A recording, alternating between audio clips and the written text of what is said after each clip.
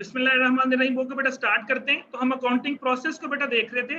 Accounting process के अंदर मैंने बोला था कि सबसे पहले आपके पास जर्नल आता है, जर्नल से बेटा फिर लेजर आता है, लेजर से फिर हम ट्रायल बैलेंस बनाते हैं और ट्रायल बैलेंस से फिर हम फाइनल अकाउंट्स बनाते हैं। जर्नल के अंदर आप लिखते हैं, ट्रांजैक्शंस को रिकॉर्ड करते हैं और ट्रांजैक्शंस को रिकॉर्ड करने के लिए आपके पास rules of debit and credit होते हैं, जो कि आपने पढ़े होंगे। मैं सिर्फ थोड़ा-सा आपको आइडिया दूँगा उसके बारे में और ये आपके सामने लिखे भी हुए हैं, ये स्लाइड्स भी आपके साथ शेयर हो जाएँगी जो मैंने पढ़ाई हैं आपको, ये भी आपके उसमें ग्रुप में आ जाएँगे, आप इन स्लाइड्स को भी पढ़ सकते हैं। बेटा rules of debit and credit ये कहते हैं कि एसेट्स और एक्सपेंसेस, अगर आपकी ट्रांजैक्शन में एसेट्स आ रहे हैं और एक्सपेंसेस आ रहे हैं, इन दो अकाउंट्स के लिए एक रूल है, लायबिलिटी, ऑनर इक्विटी और सेल्स और रेवेन्यू के लिए एक रूल है। सिंपल बेटा, दो रूल आपने याद रखने हैं। एक रूल आपके लिए एसेट्स और एक्सपेंसेस का है और बाकी जो एक रूल है वो आपके तीनों अकाउंट्स के लिए है। एसेट्स और एक्सपेंसेस अगर इंक्रीज हो रहे हैं तो डेबिट होगा, एसेट्स और एक्सपेंसेस अगर डिक्रीज हो रहे हैं तो क्रेडिट होगा। एसेट्स और एक्सपेंसेस अगर इंक्रीज हो रहे हैं तो डेबिट होगा और अगर डिक्रीज हो रहे हैं तो क्रेडिट होगा। फॉर एग्जांपल, अब आपने, मैं कहता हूँ परचेज बिल्डिंग ऑफ ₹80,000, आपने, चलो परचेज फर्नीचर कर लेते हैं, परचेज फर्नीचर ऑफ ₹80,000। सबसे पहले आपने आइडेंटिफाई करना है कि इसमें अकाउंट्स कौन कौन से है। क्या ये एसेट अकाउंट है, एक्सपेंस अकाउंट है, क्या ये लायबिलिटी अकाउंट है, क्या ये ऑनर इक्विटी अकाउंट है या सेल्स अकाउंट है। जब भी वर्ड परचेज का आएगा, किसी भी ट्रांजैक्शन के साथ वर्ड परचेज का आएगा तो उसका मतलब है कि आपके एसेट्स में इजाफा हो रहा है, उसने डेबिट होना है। अब परचेज क्या किया, परचेज फर्नीचर, इसका मतलब आपके पास एसेट फर्नीचर आया, इसका मतलब क्या हुआ कि एसेट इंक्रीज हो रहा है तो आपने फर्नीचर को डेबिट कर देना है। रूल क्या था कि जो चीज इंक्रीज हो रही है उसको आपने डेबिट करना है। तो मैंने क्या किया, डेबिट साइड पे फर्नीचर लिख दिया। ऑफ ₹80,000, 80,000 रुपया आपने कैश पे खरीदा उसको। अब कैश क्या है हमारा, कैश भी हमारा एसेट है। जब आपने फर्नीचर खरीदा, आपने कैश पे किया तो कैश में इजाफा हुआ या कैश में कमी हुई? कैश कम हुआ। कैश कम हुआ ना। तो मैंने रूल क्या बताया कि अगर एसेट्स में कमी होगी तो क्या करेंगे, क्रेडिट करेंगे। तो आपकी ट्रांजैक्शन क्या बनेगी, furniture to cash, furniture debit हो जाएगा और कैश आपका क्रेडिट हो जाएगा। ये एक रूल है बेटा किसके लिए, एसेट्स और एक्सपेंसेस के लिए, कि अगर एसेट्स और एक्सपेंसेस बढ़ेंगे तो डेबिट, कम होंगे तो क्रेडिट। अच्छा, एक ट्रांजैक्शन में और बोलता हूँ, paid rent of ₹5,000, paid rent. जब भी पेड का वर्ड आएगा तो समझ लें कि एक्सपेंसेस बढ़ रहे हैं क्योंकि आप कोई चीज पे कर रहे हो। अब आपने पे क्या किया, रेंट पे किया, और मैंने रूल क्या बताया कि जो चीज अगर एक्सपेंसेस में इजाफा हो रहा है तो उसको डेबिट करेंगे। तो इसका मतलब है कि रेंट अकाउंट क्या हो जाएगा, डेबिट हो जाएगा। अच्छा, दूसरी तरफ आपने क्या पे किया, कैश 500। कैश क्या था हमारा, एसेट। तो कैश में कमी आई यानी एसेट में कमी आई, तो एसेट में जब कमी आएगी तो क्या करेंगे, क्रेडिट करेंगे। तो आपकी ट्रांजैक्शन क्या बनेगी, rent account to cash account. Understand the concept बेटा? Yes sir. इसी तरह बेटा एक रूल जो है वो नीचे वालों के लिए है, लायबिलिटीज, ऑनर इक्विटी या सेल्स। ये आपने उसमें भी शायद पढ़े होंगे जब लास्ट क्लास के अंदर भी। ये मैं आपको सिर्फ थोड़ा सा आइडिया दे रहा हूँ ताकि आप लोगों को थोड़ा सा आइडिया हो जाए कि ये चीजें आपने पहले की हुई हैं। सोल्ड गुड्स ऑन कैश, आपने गुड्स को कैश पे बेचा। और अभी मैंने बोला कि आप अगर सेल्स में, अब देखिए जब आप चीजें बेचेंगे तो इसका मतलब है सेल्स में इजाफा हो रहा है, और जब सेल्स में इजाफा होगा तो मैंने क्या बोला कि उसको आपने क्रेडिट करना है, यानी इसका रिवर्स रूल है। जो रूल मैंने ऊपर बताया था ये रूल उसका रिवर्स है। लायबिलिटीज, ऑनर इक्विटी और सेल्स अगर बढ़ेंगी तो क्रेडिट होगा, कम होंगी तो डेबिट होगा। ऊपर मैंने क्या बताया था, बढ़ेंगी तो डेबिट होगा, कम होंगी तो क्रेडिट होगा, लेकिन इनके लिए रूल उल्टा है। मैं ट्रांजैक्शन बोलता हूँ सोल्ड गुड्स ऑन कैश, इसका मतलब आपने गुड्स सेल की तो सेल्स में इजाफा हुआ, सेल्स ने क्रेडिट हो जाना। और देखिए हमने क्या लिखा था कि सेल्स बढ़ेंगी तो क्रेडिट होगा। ऑन कैश, कैश पे बेचा तो बेटा डेफिनेटली कैश आपके पास आ रहा है। जब कैश आपके पास आ रहा है तो कैश आपका क्या है, एसेट है। इसका मतलब है कि आपके एसेट में इजाफा हो रहा है। और हमने रूल क्या पढ़ा था, एसेट्स इंक्रीज होगा तो उसको डेबिट करेंगे। ये देखिए ऊपर पढ़ा हमने। तो आपकी ट्रांजैक्शन क्या बनेगी, कैश टू सेल्स। अंडरस्टैंड बेटा? अगर आपको रूल्स में कोई प्रॉब्लम है, अंडरस्टैंडिंग नहीं है तो आप पूछ सकते हैं मुझसे क्वेश्चन। यहां तक बेटा पूछ सकते हैं मेरे से question. Anyone any confusion regarding the rules of debit and credit. बेटा ये रूल्स हम अप्लाई करते हैं जब आप लोग जर्नल बनाते थे, तो आपने जर्नल की ट्रांजैक्शन सीखी होंगी, किसको डेबिट करना है किसको क्रेडिट करना है, तो वहां पे ये रूल बेसिकली अप्लाई हो रहे थे जो मैंने अभी आपके सामने लिखे हैं। कोई भी ट्रांजैक्शन आप बोलें वो इन्हीं रूल्स के ऊपर फिट आएगी। कोई भी ट्रांजैक्शन जो आपके माइंड में आती है आप बोलेंगे तो उसी के वक्त हम बता देंगे इसको डेबिट करना और इसको हमने क्रेडिट करना। क्लियर बेटा? Yes sir. यस नो में आंसर दिया करें। क्लियर है? Yes sir. ओके, ये आगे फिर लेजर। जी सर। जी जी चले बेटा, ये तो हो गया हमारा तकरीबन एक ओवरव्यू मैंने आपको दे दिया सारे का सारा अकाउंटिंग 1 का, कि अकाउंटिंग 1 के अंदर आप लोगों ने क्या क्या किया। तो मेरा ख्याल आपने यही तक किया होगा, journal ledger and trial balance तक ही किया होगा। क्या कहते हैं, ऐसे ही है? जी सर। चलें, ये स्लाइड्स आपके साथ अभी शेयर हो जाएंगी। आज हम अपना टॉपिक स्टार्ट करेंगे इसके अकाउंटिंग 2 के अंदर। सबसे पहले that is cash books and bank reconciliation statement. ये दो टॉपिक्स हैं। पहले हम टॉपिक में स्टडी करेंगे कैश बुक्स क्या होती हैं, कैश बुक कैसे बनाते हैं। पहले मैं आपको ये बनाना सिखाऊंगा, उसके बाद फिर मैं आपको सिखाऊंगा कि बैंक रिकॉन्सिलेशन स्टेटमेंट क्या होती है और उसको हम कैसे ड्रॉ करते हैं। ये तो नहीं पहले पढ़ा हुआ? No sir. ओके, तो ये यहाँ से हम स्टार्ट करेंगे। तो आज का जो हमारा टॉपिक होगा वो होगा कैश बुक्स के ऊपर, कैश बुक्स क्या होती हैं। ओके, एक चीज बेटा मैं आप लोगों के साथ और डिस्कस करना। ओके चलिए स्टार्ट। जी बोलें बेटा,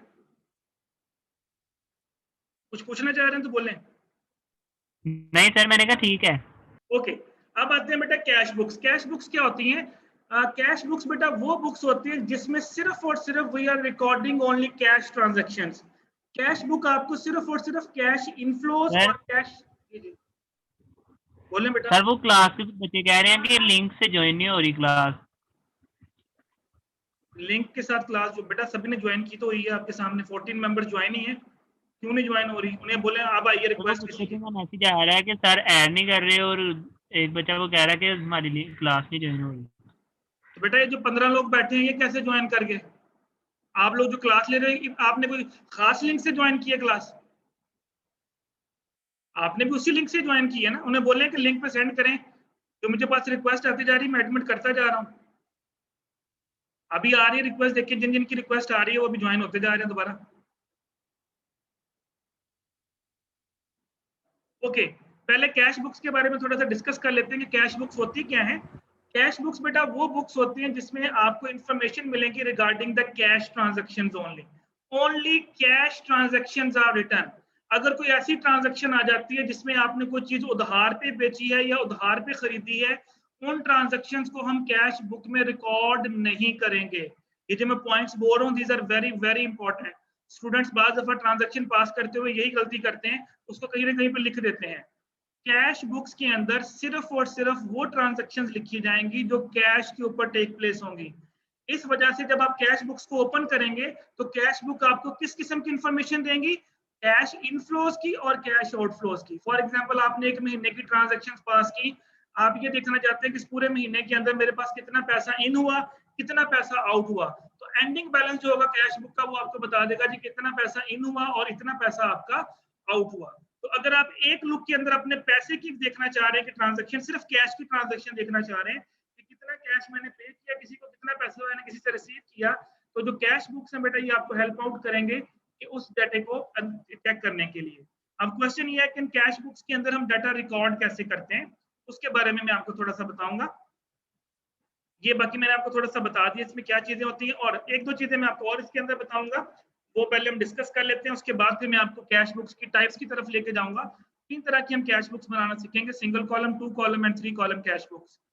तो उसके लिए सबसे पहले कुछ ट्रांजैक्शंस होती हैं जो हमारी बैंक्स के अंदर आती हैं। फॉर एग्जांपल आप कहते हैं जी आपने कोई चेक रिसीव किया और वो चेक आपने बैंक में डिपॉजिट करवा दिया, तो बेटा जो बैंक अकाउंट होता है उसको हम एज अ कैश अकाउंट ही ट्रीट करेंगे। कोई भी ट्रांजैक्शन जो बैंक से रिलेटेड आएगी आपकी, उसको हम ऐसे ही ट्रीट करेंगे जैसे कि हमने उसके अंदर जैसे हम कैश को करते हैं, क्योंकि जो बैंक अकाउंट होता है उसके अंदर भी हमारा क्या पड़ा होता है बेटा? बैंक अकाउंट में हमारा क्या होता है? कैश ही होता है ना पड़ा हुआ। तो कोई भी ट्रांजैक्शन जो बैंक से रिलेटेड आएगी उसको भी हम एज अ कैश अकाउंट के ट्रांजैक्शन के तौर पे ट्रीट करेंगे। वो मैं आपको जब हम सिंगल कॉलम, 2 कॉलम और 3 कॉलम कैश बुक्स बनाना सीखेंगे तो फिर मैं आपको बताऊंगा कि अगर बैंक अकाउंट की ट्रांजैक्शन आ जाती है तो उसको हमने किस कैश बुक के अंदर उसको रिकॉर्ड करना है। थ्योरी आपके सामने गिवन है, मैं सिर्फ आपको वो दूंगा, कॉन्सेप्ट दूंगा। ये थ्योरी आपके सामने बुक में गिवन है, आप इस थ्योरी को रीड कर लीजिएगा। मैं आपको सिर्फ बुक्स बनाना सिखाऊंगा ट्रांजैक्शंस के जरिए, बहुत आसान है, कोई इसमें मुश्किल काम नहीं है। आपने ट्रांजैक्शंस पास करना पहले भी सीखी हुई है, यहाँ भी हम ट्रांजैक्शंस पास करना सीखेंगे, और साथ आपको सिर्फ ये बताऊंगा कि अगर पैसा रिसीव हो रहा है तो कैसे रिकॉर्ड करना है, और अगर पैसा पे हो रहा है तो आपने कैसे उसको रिकॉर्ड करना है।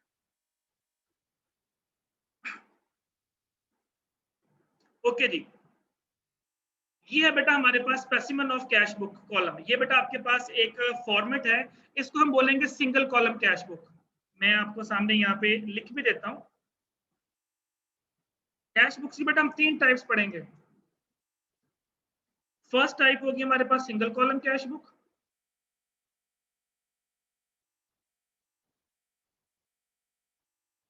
सेकेंड टाइप होगी हमारे पास 2 कॉलम कैश बुक,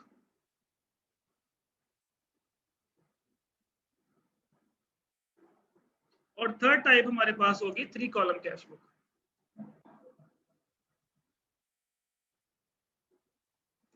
फर्क सिर्फ ये होगा कि सिंगल कॉलम जो कैश बुक होगी, अगर आप देखें, आप सिर्फ इसका फॉर्मेट चेक कीजिएगा।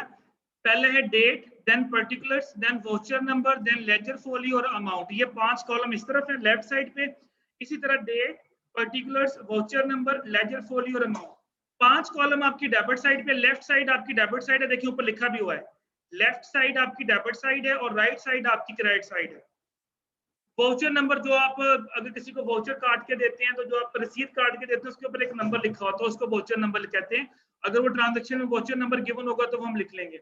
लेजर फोलियो बेटा ये आपने पहले पढ़ा हुआ है, ये हमारा एक तरह से जर्नल है। जब आप इन ट्रांजैक्शंस को लेजर में पोस्ट करोगे, लेजर बनाओगे जब आप इन ट्रांजैक्शन का, तो वो लेजर के किस पेज के ऊपर गया है उसको हम लिखते हैं लेजर फोलियो। उसका जो पेज नंबर होता है वो लेजर फोलियो होता है।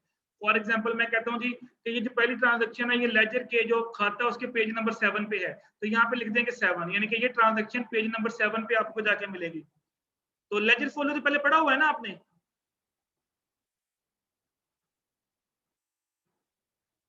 बेटा पहले पढ़ा हुआ है लेजर फोलियो का मतलब क्या होता है?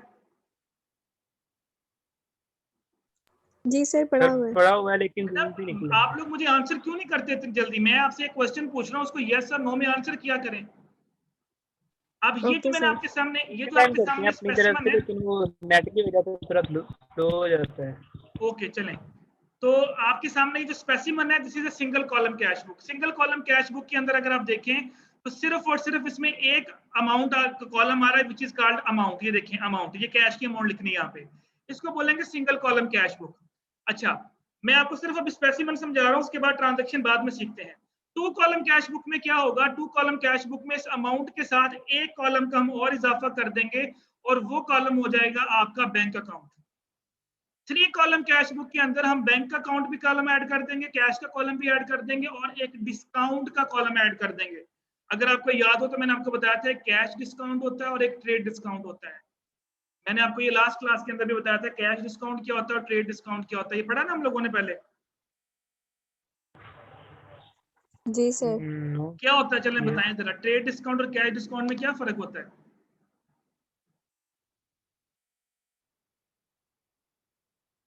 क्या फर्क होता है बेटा ट्रेड डिस्काउंट और कैश डिस्काउंट में? मैंने बोला कि इसके साथ हम कॉलम बनाएंगे कैश डिस्काउंट का, मैंने ये नहीं बोला कि इसके साथ कॉलम बनाएंगे ट्रेड डिस्काउंट का। क्या फर्क होता है दोनों में? What is cash discount and what is trade discount? आपने ट्रांजैक्शन के अंदर भी इसको किया होगा, जर्नल की ट्रांजैक्शन के अंदर। एनीवन? सर जी ट्रेड डिस्काउंट तो वो होता है जो, मगर एक बुक पर जो कीमत प्रिंट होती है।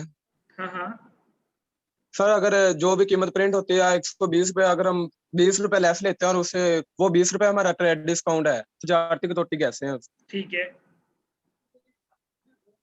What is cash discount? Cash discount quick payment. हाँ हाँ बोल रहे हैं बेटा, सही बोल रहे हो, क्या करते हैं उसको? Facilitate a quick payment. Facilitate the quick payment. Okay, चलिए मैं आपको थोड़ा सा आइडिया दे देता हूँ। ट्रेड डिस्काउंट क्या होता है बेटा? जो आपको ऑन द स्पॉट डिस्काउंट मिलता है प्राइस के ऊपर, वो ट्रेड डिस्काउंट है। जिस तरह आप कहते हैं ना, मैं कपड़ा खरीदने गई 30% डिस्काउंट, 40% डिस्काउंट, 50% डिस्काउंट के ऊपर सेल लगी हुई थी, तो वो जो डिस्काउंट आपको मिलता है that is called trade discount. यानी आपने 1000 रुपए वाला सूट 500 में खरीद लिया तो आपको 50% डिस्काउंट मिला, by one get one free, this is trade discount. 30% of, this is trade discount. तो ट्रेड डिस्काउंट वो डिस्काउंट होता है जो आपको ऑन द स्पॉट मिल जाता है।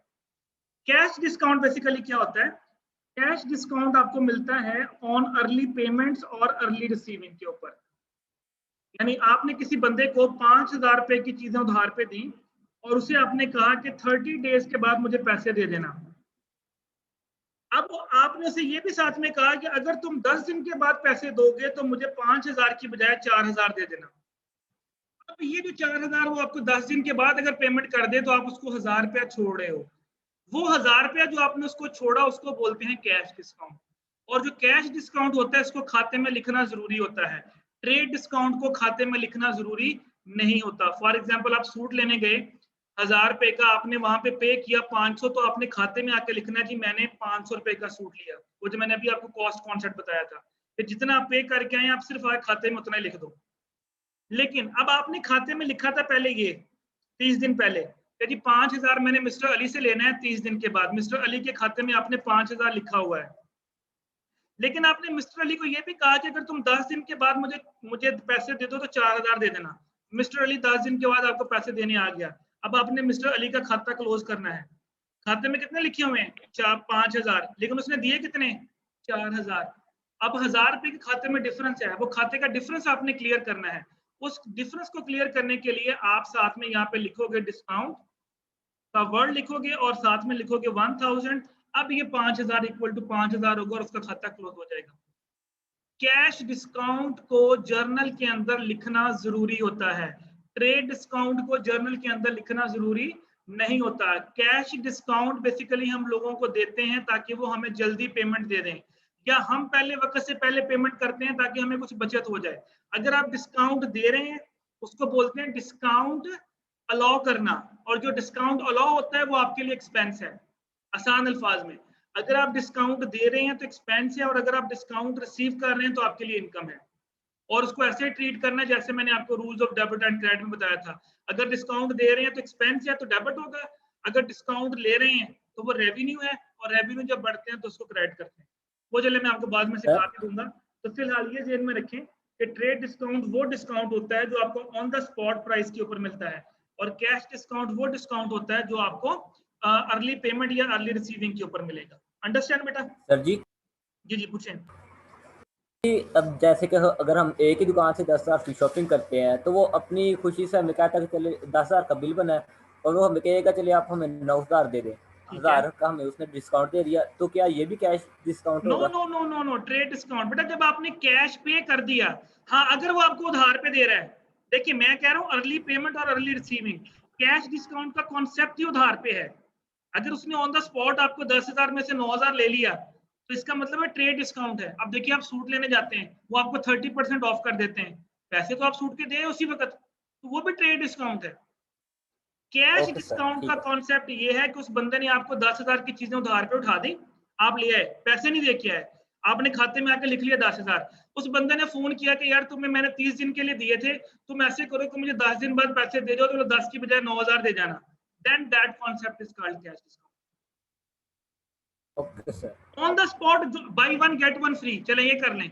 आपने एक पिज्जा खरीदा, एक पिज्जा के साथ एक पिज्जा फ्री मिल गया, ये भी ट्रेड डिस्काउंट है। Okay sir. मैंने आपको यही कॉन्सेप्ट दिया कि ट्रेड डिस्काउंट को हम कहीं शो नहीं करते। मैंने क्या बोला, अब आपने 10,000 का बिल बना, आप 9,000 दे के आए हैं, तो आपने खाते में आके क्या लिखना है? 9,000, क्योंकि आपने 9,000 की चीज खरीदी है। लेकिन अगर आप वो चीज उधार पे लेके आए हैं तो आपने खाते पे आके लिखना है 10,000। फिर आप जब 10 दिन के बाद पेमेंट करने गए तो आप पेमेंट करके आए 9,000 की, तो अब आपने आके खाता भी तो कंप्लीट करना है ना, खाते में तो 10,000 लिखा हुआ है, अब 9,000 दे के आए हैं तो वो 10,000 पूरा नहीं होगा, तो फिर आपको 1,000 रुपए के साथ एक शो करना पड़ेगा कि 1,000 रुपए डिस्काउंट कर दिया, इसलिए 10,000 इक्वल टू 10,000। इसलिए कैश डिस्काउंट को खाते में लिखना जरूरी होता है। Got the idea? Yes sir. Okay, तो ये जो बेटा आपके सामने अभी आपके पास सामने जो स्पेसिमेन गिवन है, ये स्पेसिमेन गिवन है आपके पास सिंगल कॉलम कैश बुक का। इसमें सिर्फ एक कॉलम है तो यहाँ पे लिखा हुआ ना अमाउंट का, बेशक आप इस अमाउंट की जगह पे वर्ड कैश भी लिख सकते हैं, यहाँ भी कैश लिखना है, यहाँ भी कैश लिखना है। सिंगल कॉलम कैश बुक के अंदर सिर्फ और सिर्फ एक कॉलम होगा कैश का। 2 कॉलम कैश बुक के अंदर हम कैश के साथ एक अकाउंट का कॉलम ऐड कर देंगे डिस्काउंट के साथ, और 3 कॉलम में कैश भी आएगा, डिस्काउंट भी आएगा और बैंक अकाउंट भी आएगा, 3 कॉलम आ जाएंगे। तो लेकिन हम स्टार्ट करेंगे सिंपल फर्स्ट कैश आपकी सिंगल कॉलम कैश बुक से। तो तरीका तीनों में सेम होगा, ट्रांजैक्शन रिकॉर्ड करने का तरीका बेटा वही है। अगर कैश रिसीव कर रहे हैं तो डेबिट साइड पे, अगर कैश पे कर रहे हैं तो क्रेडिट साइड पे। सिंपल आपने ये रूल जेन में रखना है, डेबिट एंड क्रेडिट वाला जो मैंने अभी कुछ सिखाया, कि जो चीज आपके पास आ रही है वो डेबिट होगी, जो चीज आपके पास से जा रही है तो वो क्रेडिट होगी। क्योंकि ये हमारी कैश बुक्स है, इसमें सिर्फ और सिर्फ हमने किसको देखना है, जस्ट ओनली कैश बुक। अगर कैश आ रहा है तो डेबिट साइड पे लिखते जाएंगे, अगर कैश जा रहा है तो क्रेडिट साइड पे लिखते जाएंगे। अब आपके सामने ये नीचे उसने एक्सप्लेन किया हुआ, ये मैंने आपको एक्सप्लेन कर दिया। डेट क्या होती है, पर्टिकुलर्स में डिटेल लिखेंगे। लेजर फोलियो क्या होता है, अमाउंट में हम कैश की अमाउंट लिख देंगे, वोचर नंबर, वो जो रसीद होती है उसके ऊपर जो नंबर लिखा होता है उसको वोचर नंबर कहते हैं। अंडरस्टैंड बेटा? Yes sir. ओके,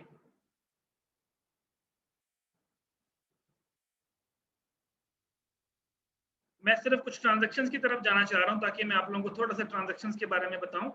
स्पेसिमेन मैंने आपको दे दिया, अब जस्ट हम लोगों ने ट्रांजैक्शंस पास करनी सीखनी है। कोई जो ट्रांजैक्शंस आएगी मैं आपको उसी वक्त उसको एक्सप्लेन करता जाऊंगा।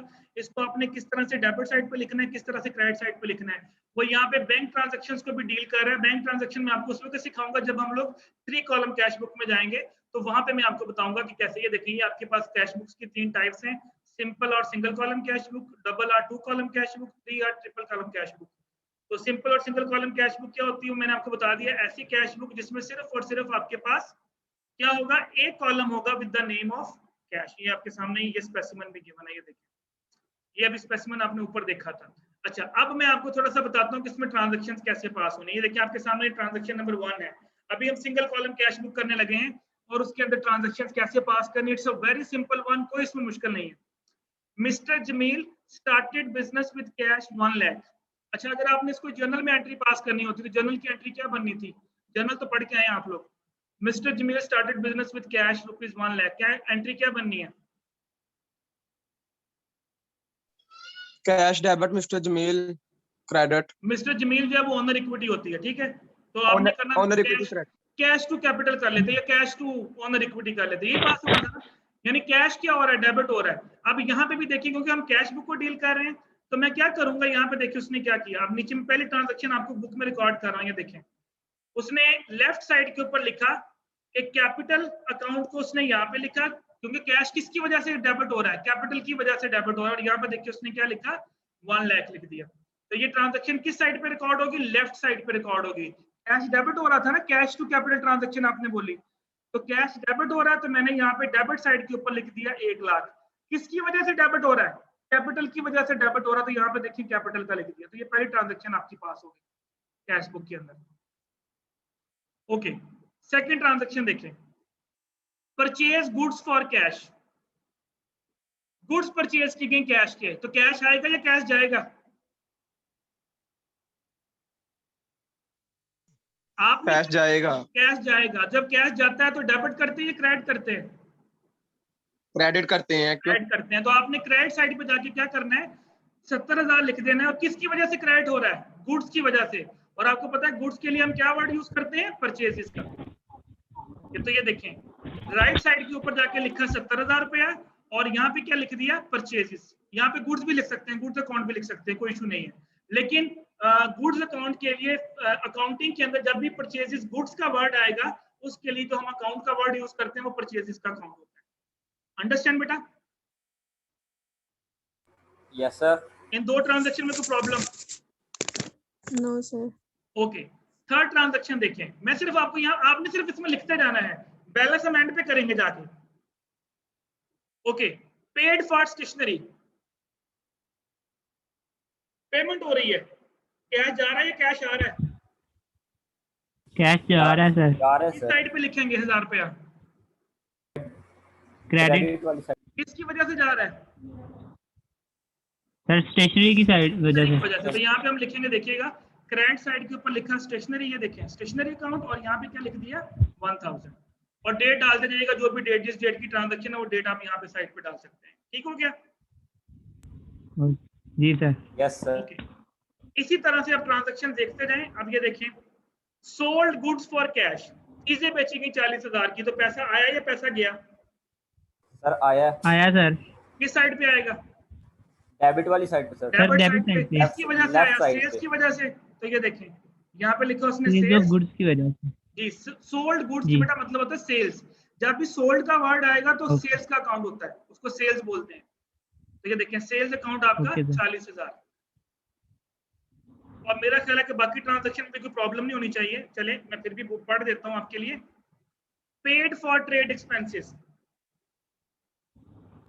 जब भी पेड का वर्ड आएगा पैसा जा रहा है। ये भी पैसा गया है, किस साइड पे आएगा? जा रहा है सर राइट साइड पे, क्रेडिट वाली साइड। क्रेडिट साइड पे।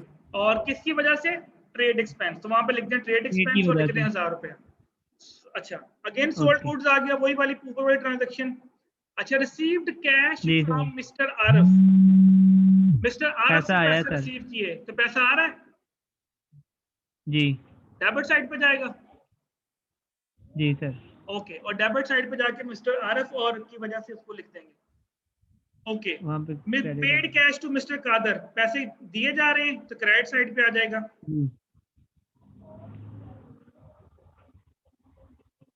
पढ़ ले बेटा, ये सारी ट्रांजैक्शंस पढ़ लें, 15 से लेके 31 तक ट्रांजैक्शंस पढ़ें। कोई ट्रांजैक्शन जो प्रॉब्लम कर रही हो, एनी वन ट्रांजैक्शन, जनवरी 15 से लेके जनवरी 31 तक जितनी ट्रांजैक्शंस लिखी हैं सबको पढ़ें और सोचें किस कौन सी ट्रांजैक्शन किस साइड पे आनी है। जिसकी नहीं समझ आ रही है लास्ट दो ट्रांजैक्शन है, ये एक्सपेंस में आएंगी। पेड सैलरी बेटा, जब भी पेमेंट का वर्ड है आपने कैश को देखना है। पेड सैलरी, जब सैलरी पे करेंगे तो कैश जाएगा या कैश आएगा? कैश जाएगा तो क्रेडिट साइड पे सैलरी की वजह से आ जाना। जब भी किसी की चीज के साथ पेड का वर्ड आएगा तो समझे एक्सपेंस हो रहा है आपका, एक्सपेंस हो रहा है जी। क्योंकि हम कैश, देखिए हम बना रहे हैं कैश बुक्स, हम बना रहे हैं कैश बुक्स। तो कैश बुक्स के अंदर पेमेंट का मतलब है कैश जा रहा है, रिसीविंग का मतलब है कैश आ रहा है। Okay sir. अच्छा, अब देख लें, अब सारी ट्रांजैक्शन हमने पास कर ली। अब बैलेंस देखिए उसने कैसे किया।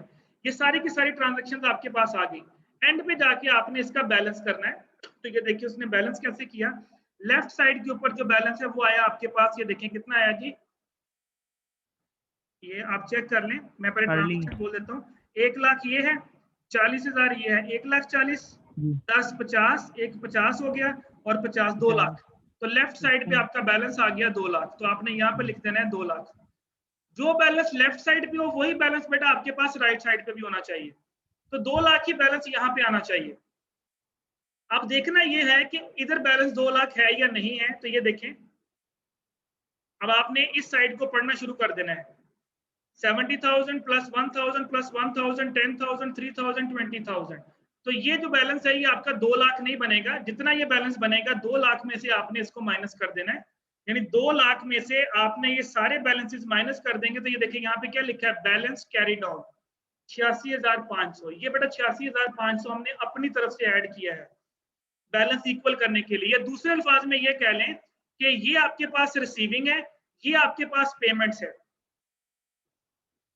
ये आपके पास बैलेंस रिसीविंग 2 लाख का बैलेंस आपने रिसीव किया और जो पेमेंट्स आपने की वो ये सारी की सारी थी, इनको प्लस कर लें तो 86,500 रुपए आपके पास एक्स्ट्रा आया बैलेंस के तौर पे।